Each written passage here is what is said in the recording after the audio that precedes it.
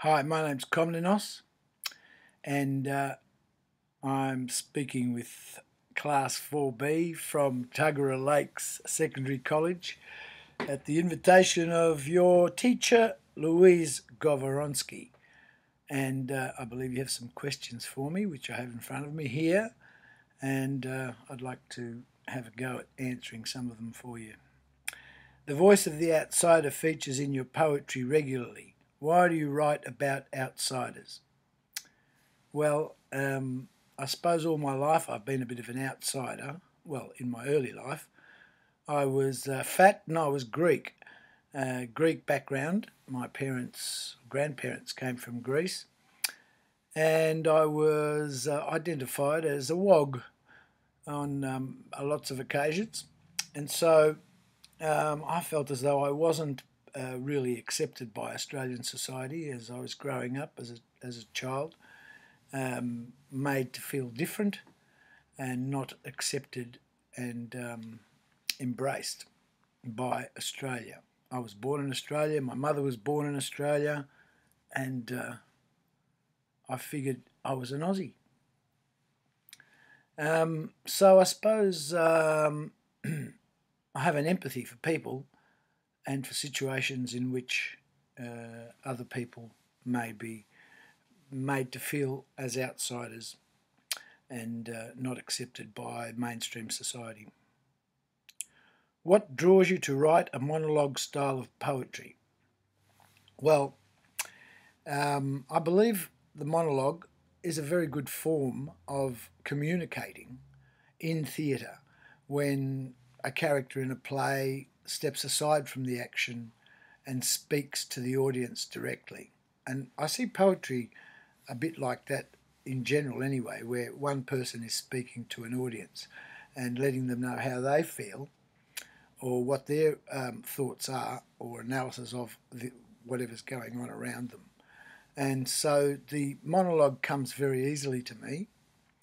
I like to write all kinds of monologues. You can do monologues of your own about subjects that you feel strongly about. Just start thinking about, I don't know, asylum seekers or rugby union versus NRL or cricket, anything really, the environment, your pets, anything. Posting cats on Facebook, stuff like that. Just pick one subject and sort of roll it around in your brain for a minute or two, and then just start to write what your ideas are on that subject, and that becomes a very personal monologue. And most of my poetry is like that. It's seeing what's happening around me and wanting to comment on it, wanting to take my view. Sometimes a poet's view is slightly different from the way most people see it. They see it from a slightly different angle.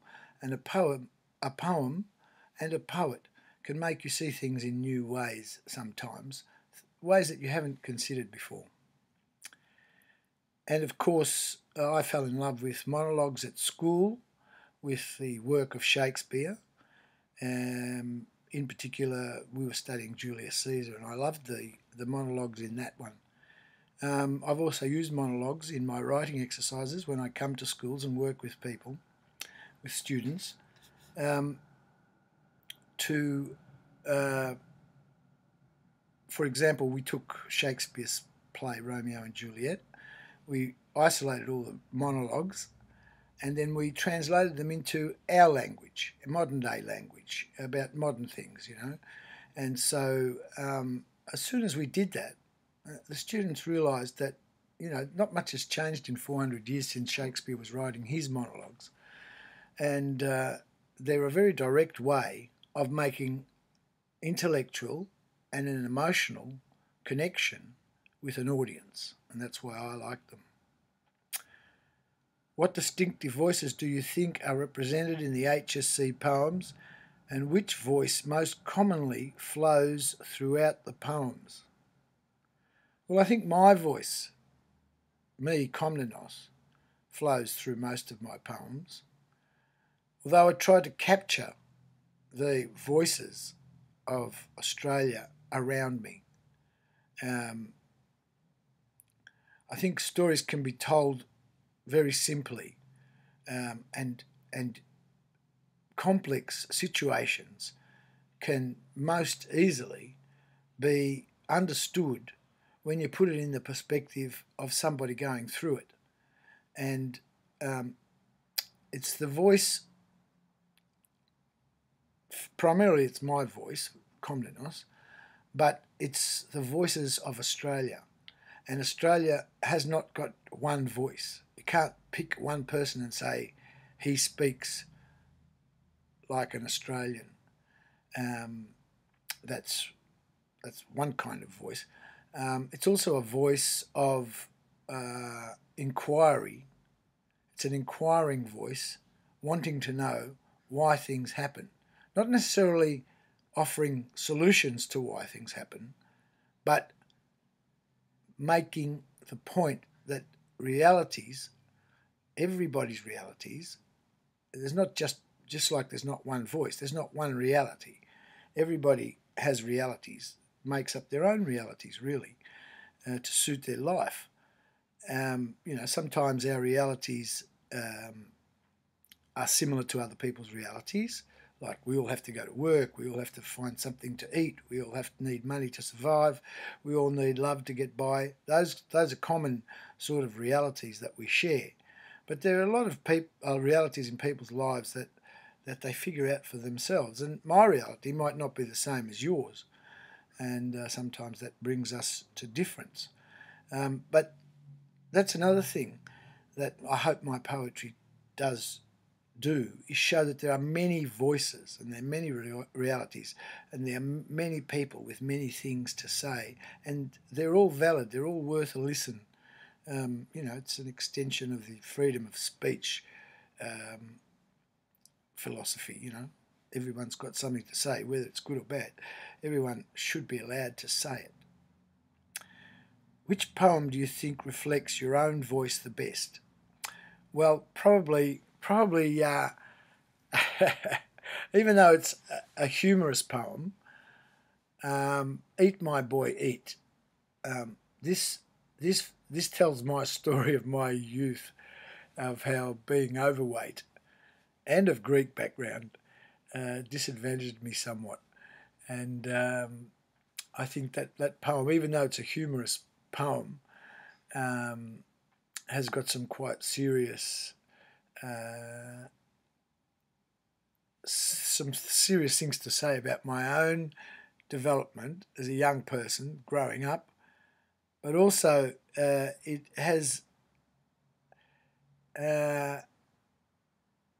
sort of speaks in my language as well. And I suppose I didn't answer the question properly. Which poem do you think reflects your own voice the best? Well, that one definitely reflects my life. But which poem reflects my voice best? Well, it's the voice of the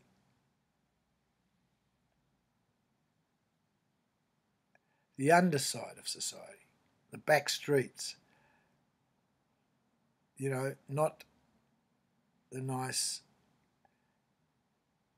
facade, the shop front windows, but the dirty back streets where the garbage bins are and the rats are, and the garbage vans come along and collect it all. And that's where I see myself from. And I think it's the voice of the... So I think I speak, and my voice comes best when I speak about people who are suppressed in society, who are not accepted, and who are discriminated against. And I suppose every one of my poems shows that. In Hillston Welcome, I'm obviously in a local pub. I'm obviously the odd one out, and someone's trying to figure out why I'm there. In Cobar. Cobar is a mining town. It's far out west, western New South Wales. It's a rough, rugged place. And the voice of the land, the voice of the people, the voice of where Cobar is, comes out into that poem. It's harsh, and the poem is harsh. And it reflects the place that I saw as a visitor. You know, it might be different if I lived there. Of course it would be, because I only saw the superficial. And often the superficial is all we have to make decisions about things and analyse things. It's what we see and not what's underneath, perhaps, that makes a person or makes a situation. Your HSC poems show the voice of a number of different Australian bogan males. Why did you do this? Well, in Hillston Welcome, that was a woman that was asking me those questions. She was a bit bogan, I suppose. Thomastown Talk was a Greek kid, a migrant kid, at a school camp. It's a real story. It's his story. I said, let's talk about the law. It was a youth camp, and Con, who was 15, had some experience with the law. He'd been picked up and taken to the station for questioning. And not only that, had he been taken to the station for questioning, you're allowed to hold somebody for 6 hours without charging them in Victoria for for questioning legally. But the police let him go in the suburb outside the police station of the adjoining suburb, and so a policeman came out and picked him up and took him inside for another 6 hours of questioning. And when they were finished with him, they took him to the next suburb along and let him go outside the police station of that town, and that town's policeman came out and picked him up, took him inside and kept him for another 6 hours. So legally he was held for 18 hours, and he had a very strong opinion of the law, the police. When I said, well, let's talk about the law around the campfire, and he came out with cops, mate. Don't talk to me about cops, mate. And this whole poem, because he said it, I said earlier, if you want to write a monologue, this was a dramatic monologue. He was speaking, and I wrote it down after he'd finished speaking, and I've been performing it as a poem ever since. And sometimes poetry comes out of people's mouths without them really trying to write it. In the schoolyard, I hear a lot of poetry. We don't speak the language of the classroom in the schoolyard. We speak in stops and starts and repetitions and emphasizations and unfinished sentences and sentences that begin 5 sentences, beginning sentences in a row sometimes. We don't finish those sentences. They're short, they're staccato, and they're spoken with emotion. And when that's happening, when the editing process in the brain, because, as at school and as writers in a school situation, we are taught, we are trained to edit so that we get the best possible words coming out and the best possible thoughts coming out. And there's nothing wrong with that. However, in writing poetry and speaking poetry, sometimes a stream of unedited thought is poetry. And sometimes you hear that when somebody's excited about that. Somebody runs up to you and says, I just saw a fight in the schoolyard. And they're just crazy, speaking fast and not thinking about editing what they're saying. They're just pouring out what they've seen and what they've felt, and their emotions and their opinions as well. And so it comes out quite naturally. Well, I was at this camp and I heard Con say this, cops, mate, and I wrote it down. And to me, it was just pure poetry. It just came straight from his feeling, his experience, and his feeling of being an outsider, feeling of being one of the suppressed or oppressed members of society, and having little power to do anything about it, to change it. And he came out with that poem, and I love it. And lots of people love it. And it's no wonder you think it sounds like Siggy Butt. Because, yeah, that's the kind of society Con was living in. It's a rough suburb of Thomastown, out northwest of Melbourne. Lots of different migrant groups, lots of youth unemployment, lots of crime, lots of drugs. And it's, you know, a pretty tough suburb to grow up in. Why don't I use capital letters in my poems? Well, probably because I'm lazy is one thing. I can't be bothered changing to uppercase. But that's a minor thing, because I can write faster if I don't have to keep changing to uppercase. Secondly, I don't write in sentences anyway. I write what academics might call in a beat poetry style, which became popular in the United States in the early 1950s with people like Jack Kerouac and Allen Ginsberg and Diane de Prima and a few other, quite a lot of other beat poets who wrote their poetry as conversational poetry. It's also been called conversational poetry because it is as if we are speaking to someone when we write our poetry, and we punctuate not by rhyme, not by metre, not necessarily, we still use lines to punctuate, but each line represents a breath. If you can't say what's on a line in a breath, it probably means it needs 2 lines or 3 lines. So it's sort of line per breath.